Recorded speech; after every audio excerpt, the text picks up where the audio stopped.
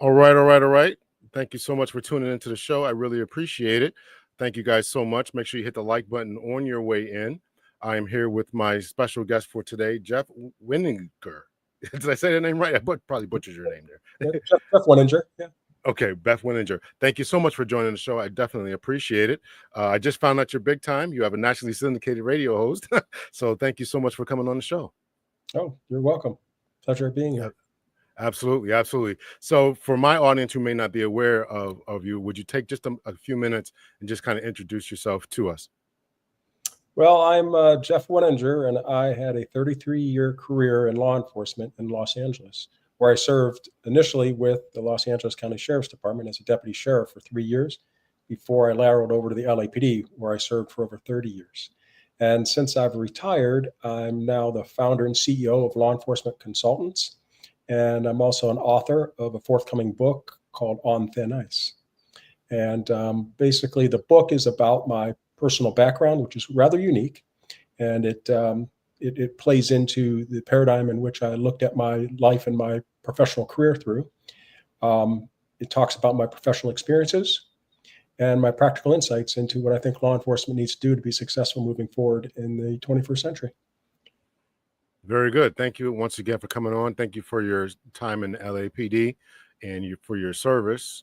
What was the reason you went from the sheriff's department to LAPD? Was there a reason behind that? Well, when I first went out there, I went out there. I wanted to be LAPD.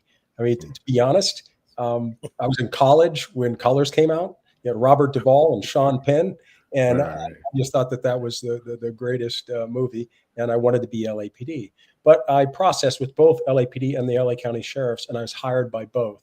And I had an experience. I was initially hired by the sheriffs first.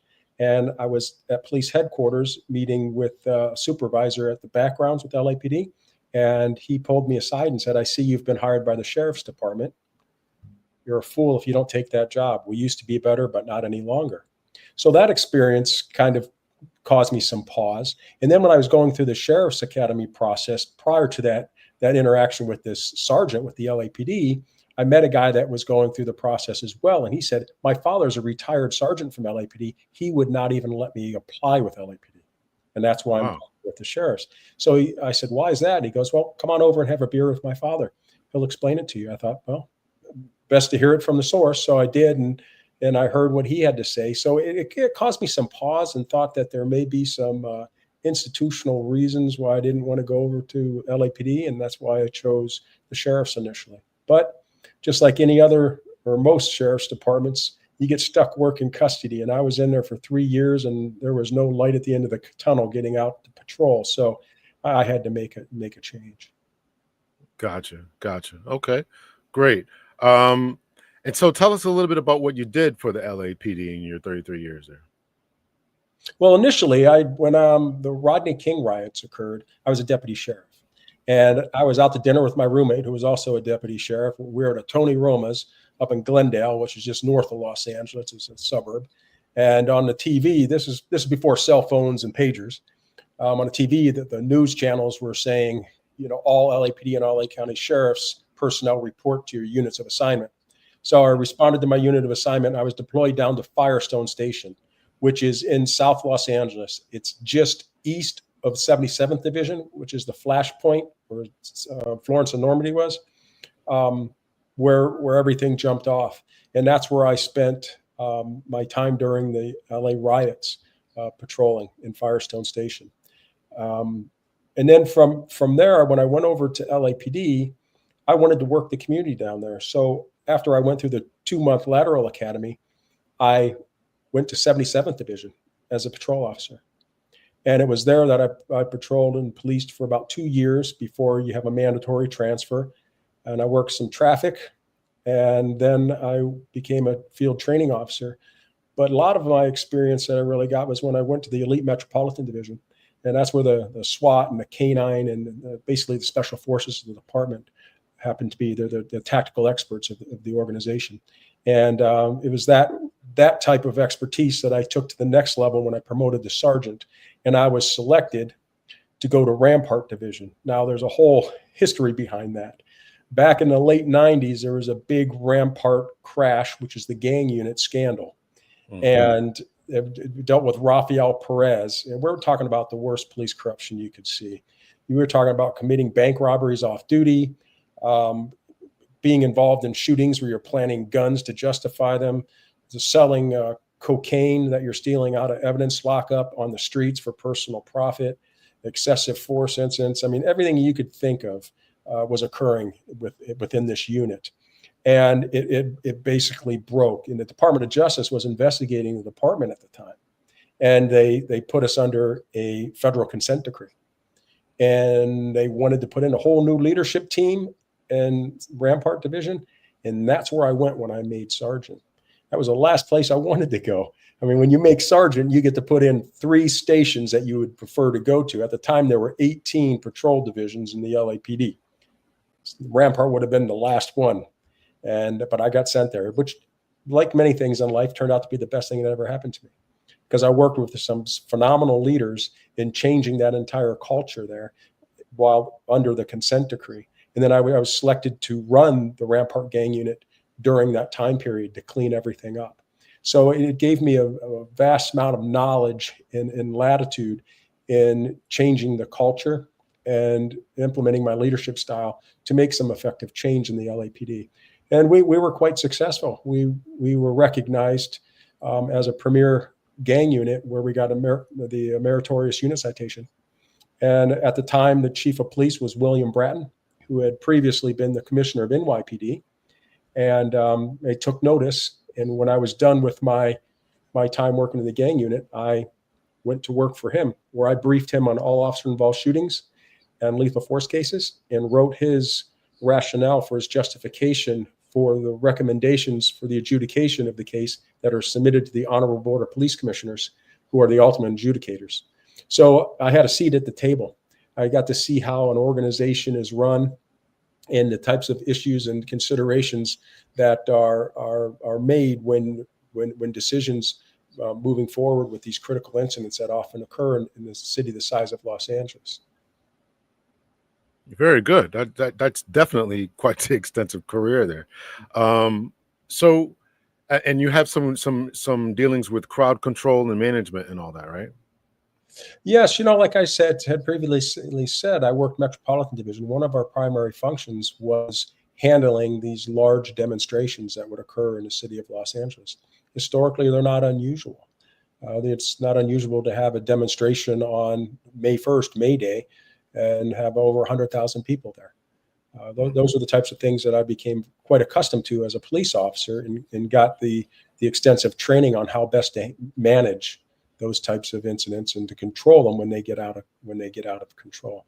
And in that expertise that I gained from there as a sergeant at Rampart in 2000, the Democratic National Convention was held in downtown Los Angeles.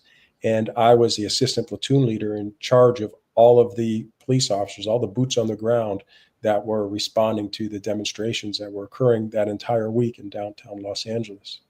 And then, just like many times I'm sure you're aware of, LAPD's history hasn't always been pretty. Back in 2007, we had a demonstration on May Day at MacArthur Park, which is just west of downtown Los Angeles in Rampart Division. So I was quite familiar with it. And there was an issue relative to how LAPD responded, where there was excessive force. There were a number of media personnel that were hit with less lethal, which is like beanbag rounds and rubber bullet rounds and things like that, which caused quite an issue. There was even a deputy chief that was demoted as a result of it. But then, as a result of that, Bratton formulated a critical incident management team, where I was selected to be part of that team. And that team was responsible for handling all planned demonstrations moving forward in the city of Los Angeles. So at multiple levels, I had experience in that. And that occurred after I'd already made lieutenant. So, I dealt with those sorts of things as a policeman, sergeant, and a lieutenant. So I saw it through the lens of different responsibilities. Very good. Thank you so much for that. Again, for your service and for your what you've done there, and definitely straightening up the department there. It was Yeah, we've heard about all those different scandals and stuff. So I did some papers on the Rampart scandal when I was in college. So, so what I wanted to have you on to talk about a little bit is your thoughts about the ICE raids that have been going on, the riots that have been handled in the last, in June. It's almost August now, but I want to get your kind of your opinions about how it's been handled. Should the police be helping ICE, et cetera, et cetera? What are your thoughts about that? Okay, well, first and foremost, I'd like to say that the way the media portrayed the incident, it gave the person who's watching, or people, actually perhaps even reading articles, gave the perception that LA was burning. These demonstrations and riotous behaviors were occurring in a very small area of downtown Los Angeles. 99.9% of Angelenos weren't impacted whatsoever by what was occurring. And I would also emphasize that the true bad actors here, they weren't Angelenos. They were professional demonstrators, where we have historically seen people travel around and, they're the anarchists, and they try to seize these moments to try to exacerbate and throw fuel on the fire, so to speak, and cause these types of incidents to escalate. So, it's I think it's important that everybody put that in that kind of context. And then next, it's a misunderstanding of actually what the federal government was doing by nationalizing the National Guard and taking them from the state authority and deploying them through the national directive. Their role was very limited. They didn't have the authority to do anything other than to protect federal buildings and federal officers. In regards to what was occurring, the riotous behavior, they had no impact on the ability of the LAPD or the Sheriff's Department or any other mutual aid agency that was assisting to quell what was going on. That still fell in the laps of the LAPD, which, I'll be honest with you, 33 years out there in Los Angeles, LAPD is one of the most predominantly trained departments when it comes to dealing with these sorts of things. And yes, you can point to, well, cars were burning and those sorts of things. Well, I would give this analogy. When you have people that have the intent to do what they were doing, to think that nothing is going to happen is unrealistic. That'd be like saying you're going to jump off the Santa Monica Pier and not get wet. You're going to have some things happen, but they managed it quite well, from my experience and what I saw. And they quelled things in a manner that was sufficient, and I thought showed competence in their abilities to manage this without all of the federal deployment of troops, whether it's the National Guard or the Marines. That more than anything just kind of escalated the tensions, because it's just really operationally and logistically a nightmare when you insert those types of federal entities into the mix, because the reality is like I said, they really don't have the authority to do much anything to help you with what's going on the streets. So those are the realities that people need to understand. That being said, I think it's important that people understand historically Los Angeles and California. As far back as under Chief Daryl Gates in 1979, he signed Special Order 40, and it's still in effect today. And what that order basically prohibits is LAPD officers taking any type of immigration action against anybody. So you can't inquire about anybody's immigration status. You can't be enforcing federal immigration laws. Your function is to provide the safety and security of the communities in which you police. And the reason people go, well, that's ridiculous. If you have people that are here illegally, and we know they're here illegally, that we need to take action. Well, yes and no, because the reality is this: on a daily basis, when you're policing, you have got to make sure that your community trusts the police. And what I mean by that is that they feel comfortable coming forward to report crime as victims, to report things they may witness, to say something if they see something to prevent a terrorist attack. You need them to feel comfortable working with the law enforcement agency. If they fear that the LAPD is going to take actions to deport them, That's an issue. Hmm.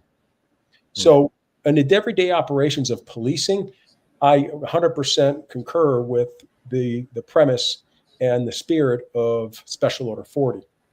Now, when it comes to violent criminals that are already in custody and they're here illegally, I think we need to be working with the federal government to ensure that there's an easy transition of these individuals into their custody to ensure that they are deported and they don't get back out in our communities to commit further crime. And unfortunately, we're not doing that well. And I would suggest that if we did that better as local law enforcement working with the federal government, we perhaps wouldn't have these broad, sweeping immigration raids and operations that are occurring that people are so objectable to. They object to them quite significantly.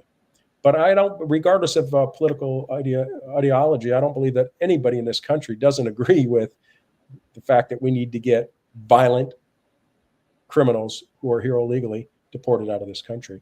And we need to start facilitating that a little better. Mm.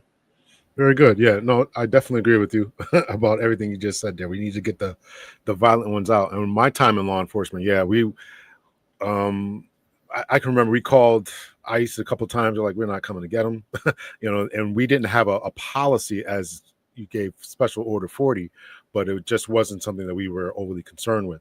And I do remember a number of times we had some illegals as well, or undocumented persons as well. And it was definitely important for them to be able to trust us so that they could call us because they would often be robbed after certain events, after working at Home Depot or whatever, doing these little odd jobs here and there. And if they don't feel comfortable, then that's an issue. That's an issue. So, and it's, and it even went beyond the local policy of the department. There is Senate Bill 54, I believe it is, in the state of California, which in 2018 made it a sanctuary state. And it's a law prohibiting law enforcement, local and state law enforcement, from taking actions to deport illegal immigrants. So it's not only a policy within the LAPD, but it's the law in the state of California. Very good. Very good. Just a couple of questions that came in. Garrett is asking, Jeff, what do you think about all these shootings, attacks in churches, and in general, what within the last few weeks, weeks, there was a mass shooting in LA, I think the other day, or what's claiming to be a mass shooting, and NYC yesterday. Are you aware of any of those? Yeah, I am aware, and it's unfortunate that they're not. This has become the point where it's not unusual for these things to happen, and I think it's a black eye on our society and our culture right now, in how we what we perceive as being appropriate responses to conflict that we may have or disagreement.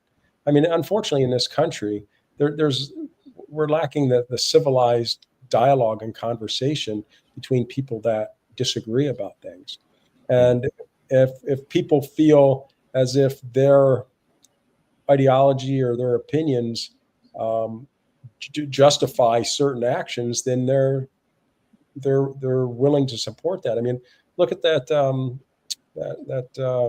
healthcare CEO in New York City that was gunned down in January, I believe it was. I mean, look how many people rallied behind that guy because they felt that his the purpose for him doing it was justified, and that kind of action is never justified under any circumstance. None of us are going to sit here and try to pull the wool over people's eyes and try to convince them that our healthcare system is what it should be. No, there's all kinds of flaws, and there's people that are harmed and damaged because of the flaws. But the action of assassinating a CEO of a company is not the answer. But unfortunately, we're just seeing that is becoming more of a normal thing. We're seeing it quite often.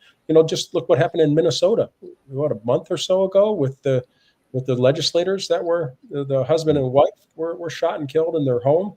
And then there was another husband and wife that were shot, but they survived. I mean, just because of their political ideology. I mean, it's ridiculous, and it's it's we really need to take a sharp look at where we're heading in this country, and what we really want to represent, and who we want to be as a society, because we're going down this wrong road. It's not okay. It's really most of these people. There's signs of mental illness, and we need to have more robust intelligence gathering where there's systems that identify these people, and there's follow up to determine what kind of measures can be taken to prevent these things from occurring. You even look at the Uvalde shooting, the school shooting in Uvalde. There's all kinds of red flags about that particular individual, and nothing was done. Law enforcement knew of his problems. Nothing was done. That perhaps could have been prevented had he been given the proper resources to deal with his mental health issues.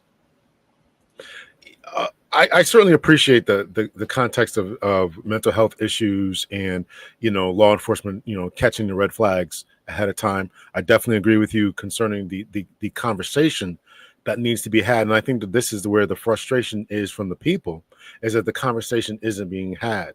For example, we talk about the situation with the CEO of the healthcare of healthcare, and we know that healthcare is a problem. It's expensive. They would rather for medications to sit on the shelves than be distributed to the people. When are we going to have that conversation, and how do we have it? How do we get it past Congress, to our state legislatures, to our national legislatures? How do we get this done, and how do we have them actually hear us before the frustration boils over to where these people who are suffering, whether from mental illness or just simply sane and are fed up with the system? We got to have these conversations, and we seem not to be having them. I think that's the problem, is we seem not to be addressing these issues. We have a homeless population that's out of control. We have, people who are starving, food prices growing up, all these different types of things are going on, and our government just isn't listening. They just aren't listening. Yeah, I mean, really, the power that we have as citizens is our voting power, and it's really important that people do their due diligence and understand the politicians that they're voting for, what they stand for, and what they're actually going to do for us as a society. Because the reality is I think that's why people are just really tired with the status quo. And, one could argue that the medical industry is so as bad as it is because it's about the bottom dollar.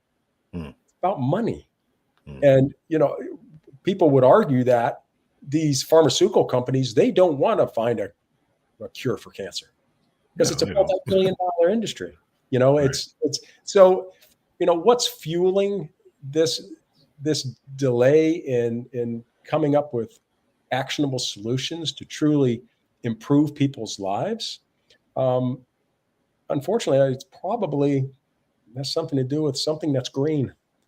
Unfortunately, and I don't have the answers to that. What we do have is the ability to vote and speak loudly with our votes, and then when people are in, hold them accountable, them absolutely accountable. And it is tough. There's all these discussions about the two-party system. Does it work? Does it not work? I mean, I would say at this point it doesn't really work. We've got extremes of both parties that are actually driving the policy and stuff, and that's just never a good thing. I'm kind of the middle of the road on things, and I think when it comes to compromise, which is what ultimately works in every type of relationship, whether it's a relationship of government with the community they serve, or it's in a marriage, it's about compromise, and it's you need to be willing to go in the middle somewhere and find the answers there. Well, we definitely got to find the answers. I definitely agree that the two-party system is not working. And it's certainly working for, the top 1%, but it's not working for the rest of us, which is causing, you and I being in law enforcement, we understand that when things aren't working, this is where we get the riots, the protests, we get the mass shootings, we get the mental health individuals who are lacking mental health. They're filling our prisons, our jails, our schools, and this is causing the problems that you and I at one time dealt with.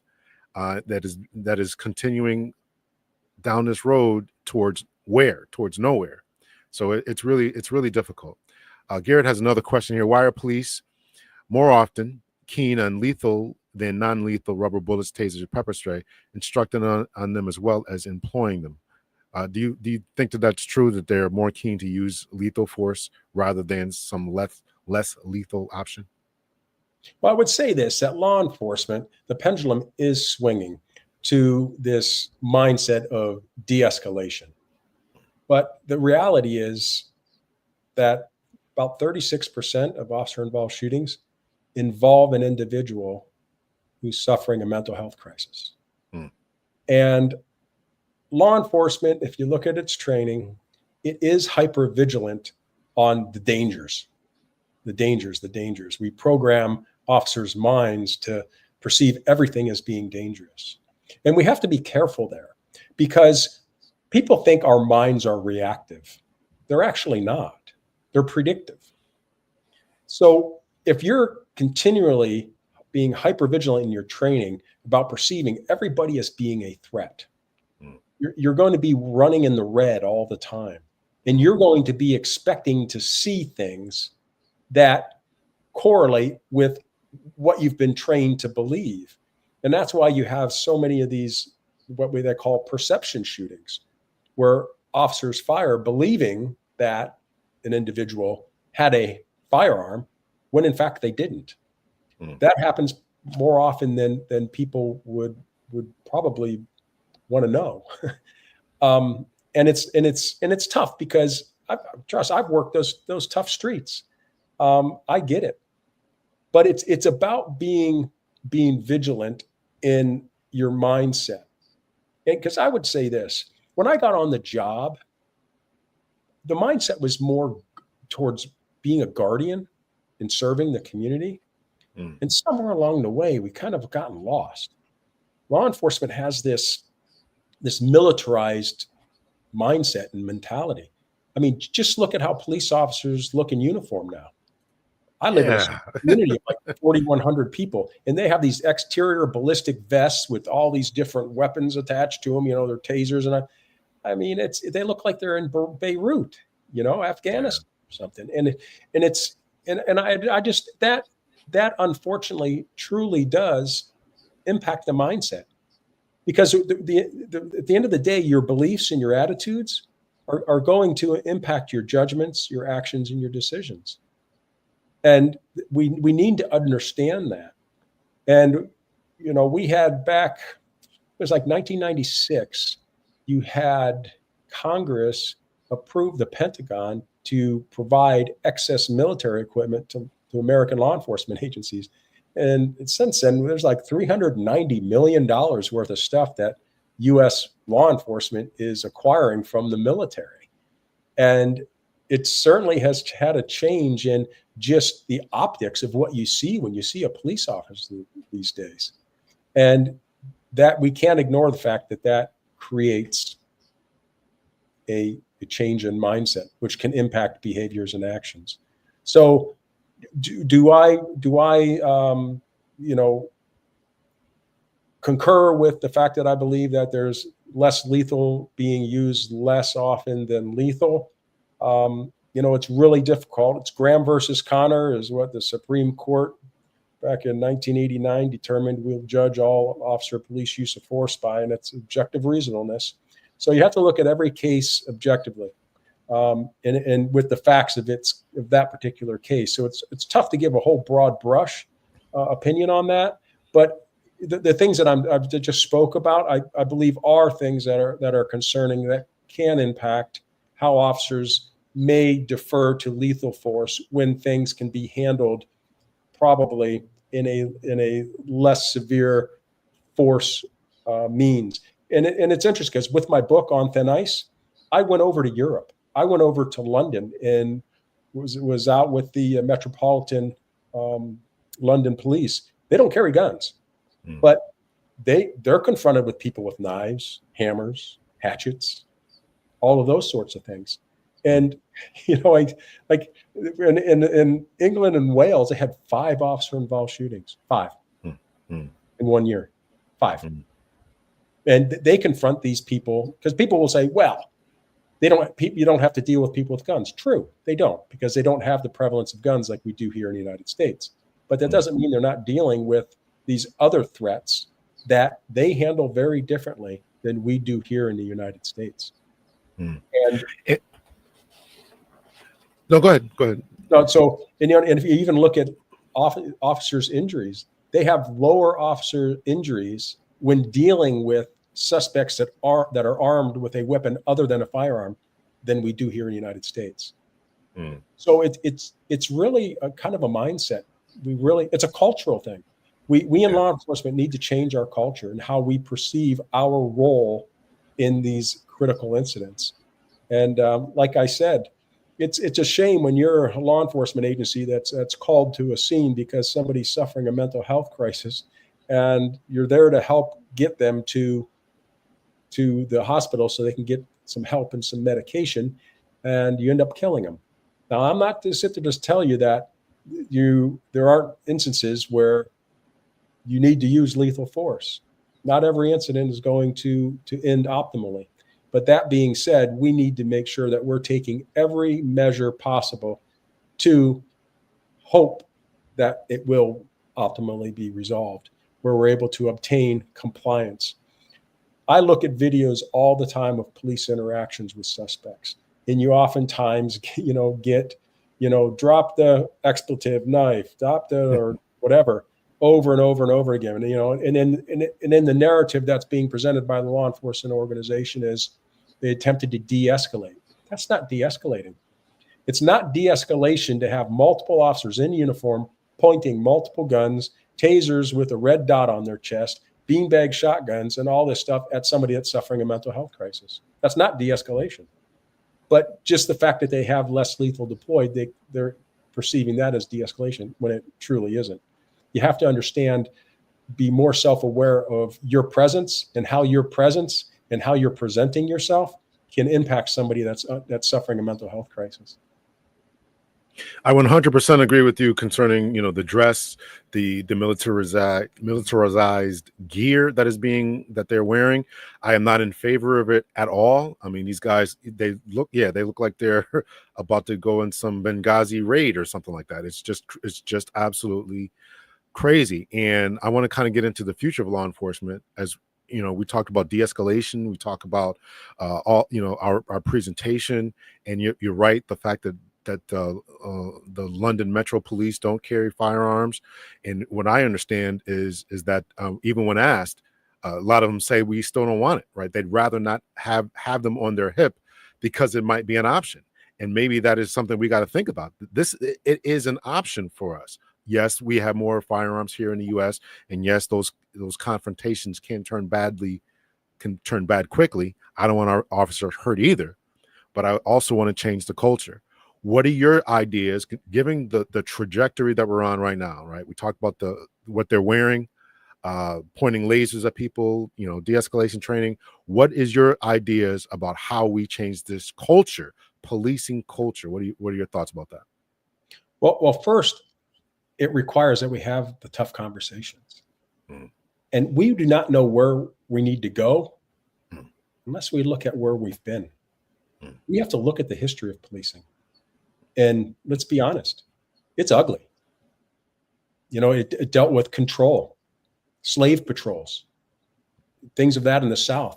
That's what law enforcement was evolved out of that. It was about controlling the marginalized communities for the benefit and the wealth of the few. That's the history. And I talk about it. I dedicated an entire chapter in my book to this. So we have to understand where we came, because where we came from, that kind of impacts the culture and the development and evolution of the institution of policing that we're currently in today without us even realizing it. So we need to open our minds and be open and objective to the impact that that has had on how we police today. So then what do we need to do moving forward to overcome that obstacle? Because I would suggest to this day, in many ways, law enforcement still is perceived by many communities to be similar to the way it was decades ago, years and years ago. So that's the first step. But we also think we have to look at law enforcement and how do we prioritize it? Reality.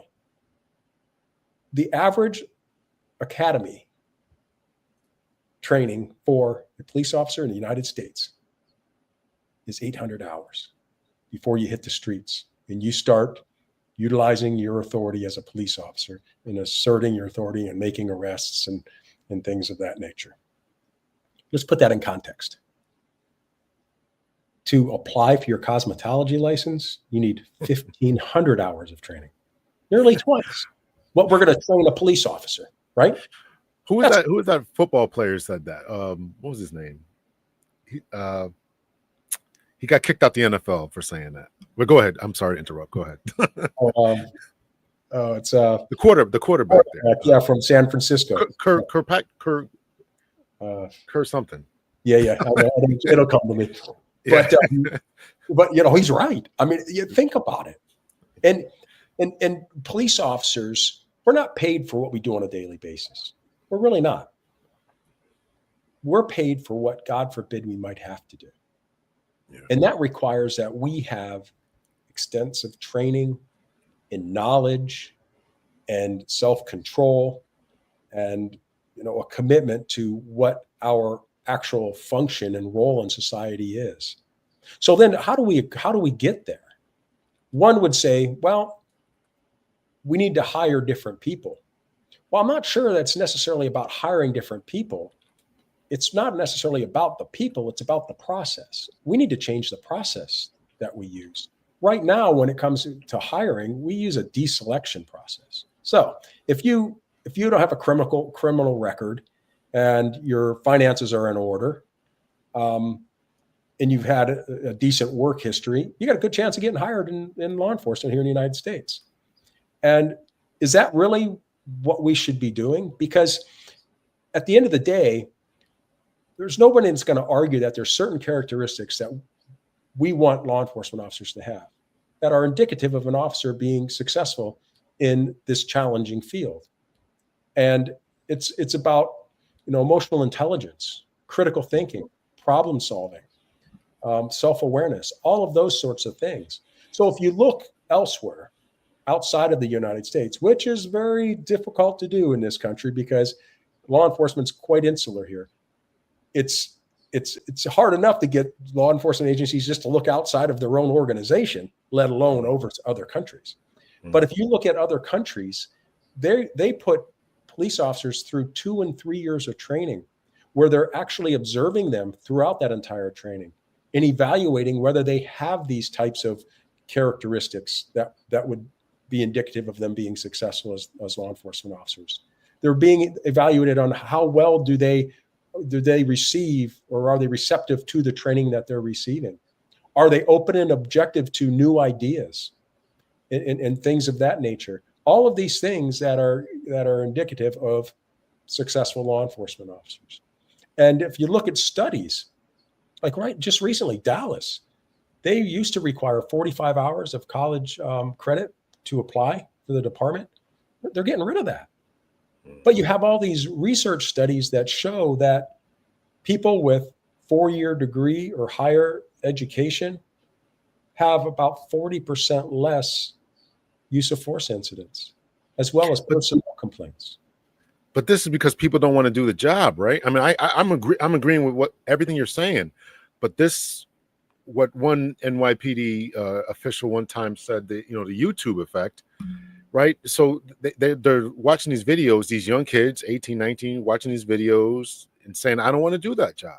So what else do you do? I mean, I don't have the answer for that. Well, the reality is that the whole perception of law enforcement has to change. Truth be told, people from 16 years old until death, only on average about 19, 20% of them have a direct face-to-face contact with law enforcement at any time during their lives. So what are they forming their opinions about law enforcement on? What they see on TV, what they hear from friends, the videos that they observe that of body-worn video that's shown on television of these critical incidents that occur. Is that how they're forming their opinions? I mean, really, law enforcement, and I talk about it in great detail again in my book about commanding the narrative, being honest about what you know as well as what you don't know, holding yourself accountable, saying that we made mistakes, we acknowledge that, these are the steps we're going to take to fix this problem, and you can hold us accountable. When do we ever hear that? We don't. But I can show you time and time again of incidents where, law enforcement is completely disconnected. There was an officer-involved shooting in Philadelphia where the department comes out shortly after the incident saying that the suspect exited the vehicle armed with a knife and lunged at the officer, resulting in an officer-involved shooting. Well, guess what? There was security video on a home that was parked right there. The guy never exited the vehicle. The window was rolled up. The door was never opened. How do we gain trust with a law enforcement agency that gets it so wrong? Because even if it was a misunderstanding and a misstatement of the facts, how can you be that incompetent to allow that to happen? And it certainly is reasonable to say, is there, more of a malicious intent here, or they're trying to misperceive or to misdirect the community to allow them to believe that this was a justified shooting when it in fact wasn't. The officer was charged criminally. And he should have been, he or she. I didn't hear about that incident, but they should have been. So this goes to Garrett's question here. How can law enforcement help local populations restore law and order in a grid down scenario? I don't know what he's writing here. If power goes out, we'll skip that question here. So Colin Kaepernick was the quarterback that we were talking about. Colin Kaepernick. But I do want to kind of piggyback on what he was saying and what you were saying as far as, how do we get, law enforcement to try to help the community to work with law enforcement. I've always maintained that the law enforcement has to reach out first. We have to, as you just declared, change the culture, change the mindset, look at the standards of hiring, look at the length of training for hiring. And as you mentioned, in other countries, particularly Nordic countries, you got to have a bachelor's degree or be on your way to a bachelor's degree. And that's some things I recommended in my book, is that, the academy should offer some points towards your associates or some type of degree. And within 5 years of completion of the academy, you got to complete your bachelor's degree. Otherwise you're gone. That's some of my recommendations in order to truly professionalize the police department. I want to go towards what you were talking about, this Philadelphia incident where they got it wrong. There's a lot of police departments who are still engaged in cover-ups somehow, some way, whether it's intentional or they just want to take the mindset that the officers are always right, right? We're always going to defer to the officers. Is there a way to change the insular culture? We're talking about those individual departments. Is there a way? I mean, do we have to necessitate when I say we, I'm talking about the public of these small towns, communities. Do they have to mandate that if there's a new chief, he or she has to be hired from the outside? Because this stuff that we got going on the inside is continuing with the racism, continuing with the sexism, continuing with the good old boys club, continuing with all this cover-ups and all this kind of stuff. I mean, just lay that out for us, if you would. Well, really, I think it deals with the model that law enforcement organizations use for their hiring. So right now, vast majority of law enforcement agencies have officers that we spend a heck of a lot of money to train to be law enforcement officers and to have the legal authority to do what they do on a daily basis. But there's so many roles and functions that these people are being assigned to that don't require 1 ounce of that training. And so we have to really look at the model in which we use and think about civilianizing many of the roles within the law enforcement agency. And I'm not just talking about communications, or I'm talking about critical roles. So for instance, in the LAPD under Chief William Bratton, we were under the consent decree. So we established a consent decree bureau where Jerry Chaliff, a prominent attorney, he came in and was the equivalent of a deputy chief overseeing the consent decree bureau. He brought in a female psychologist that had worked in behavioral science services for the city of Los Angeles and put her in charge of department officer, sworn officer training. Brought in Mary Grady, who had decades of media experience in the Los Angeles area, who had received a number of awards, and brought her in and put her in charge of media relations. And it's about getting this council, so to speak, of people that are outside of law enforcement. It's about having diversified opinions and experiences at the table, because it's like I've always said, it's not about being right, it's about getting it right. And these critical decisions that are made by law enforcement executives will be improved if and when they seek out the counsel of people that have differing opinions, diversified backgrounds and experiences, and make them part of the decision-making process. And then and only then do you start building this rapport with the community. So say you have a critical incident that goes sideways, where it's justified that citizens are being critical of the law enforcement agency. Having a chief of police standing there in uniform, making statements in a press briefing, that serves a certain function. But how much is it improved in regards to building that relationship with the community when you have civilians that are within the organization that are nodding their head along with the chief, because they've sat at that table and have been part of determining what the message is going to be to the citizens that the police department serves. So when people start seeing that, then you start building the trust. It's about inclusion. I mean, if you look at, it's kind of interesting. You have Sir Robert Peel, he had the 9 principles of law enforcement, and it's, the police are the public and the public are the police. We've lost that, haven't we? Really. We as more times than not, law enforcement is asserting their authority onto the communities they serve. And when there's disagreement or conflict, they say, you just don't understand. Well, they oftentimes understand better than the law enforcement officers do themselves. I mean, it was really crazy I'll jump back to the 92 riots.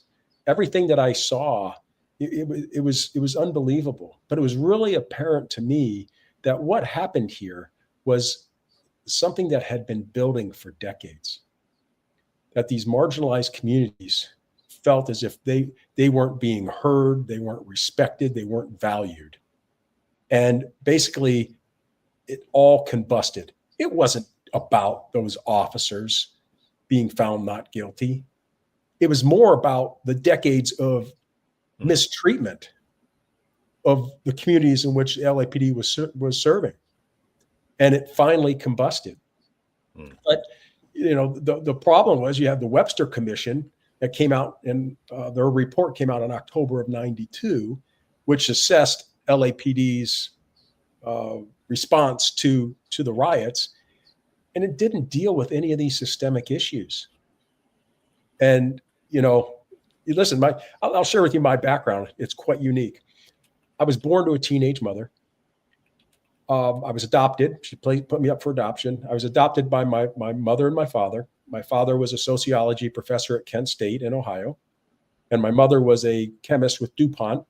They wanted 4 kids, 1 each year apart, and they were trying to do that, weren't successful, so they looked into adoption.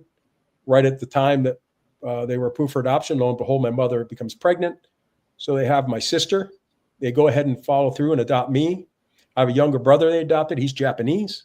And then they fostered a sister who's black. I grew up in the 60s and 70s in Kent, Ohio, in the Midwest, with this diverse and multiracial family. So I took that experience into my policing profession in Los Angeles.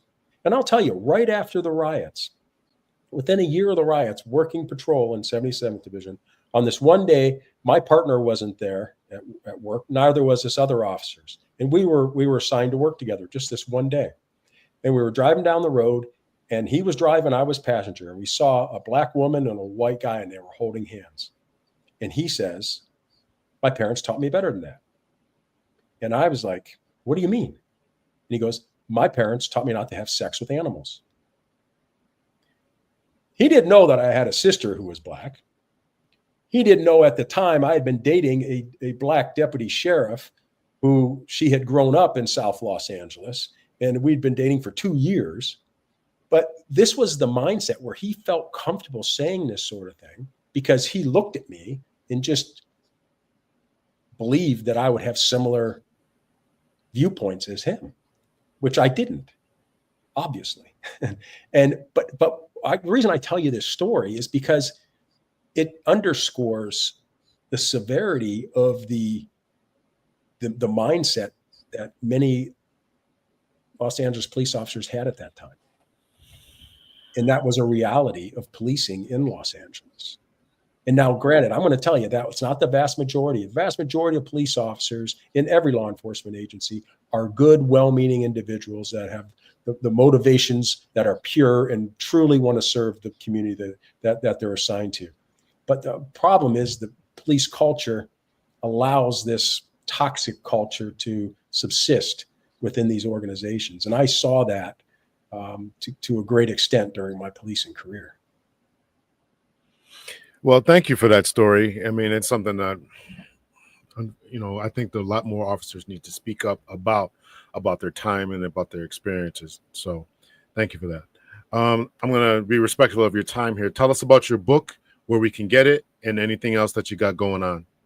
Okay. Well, the book, it's called On Thin Ice. And like I said, it speaks of my personal background because it's unique. It talks about my professional experiences and my practical insights relative to what I believe law enforcement needs to be doing to be successful moving forward in the 21st century. Now, On Thin Ice, that's kind of a play off of things. I was an elite athlete. I was a Division I collegiate ice hockey player. I played in the United States Hockey League. And if not for some significant injuries, I have 2 artificial knees and an artificial shoulder, I would have had likely a formidable professional career. Okay. But, as experiences of my law enforcement, as well as my hockey background, that helped form my opinions that I have today. And it's quite an impressive read. I believe it's something that when people ask, well, who's your audience? It's from the suburban housewife all the way to legislators, because this is such a critical issue in law enforcement that I believe law enforcement is on thin ice. And I love law enforcement. I bleed blue. I want it to be successful.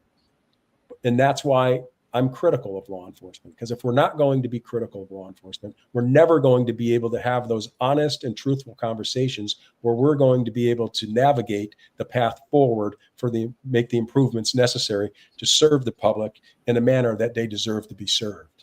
So that's the premise of my book. That's what motivated me to write my book. And if you're interested, you can go to jeffwennigner.com.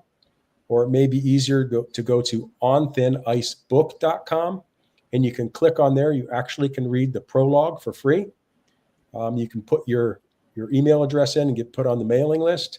And the book, although I do know the release date, I'm not going to be announcing it just yet, but it's going to be later this fall. Very good. Thank you so much. And you also have a consulting business, and you also do have your own nationally syndicated radio. Where can we find that at? Well, it's called LEO Roundtable. Chip DeBlock is the originator of the show.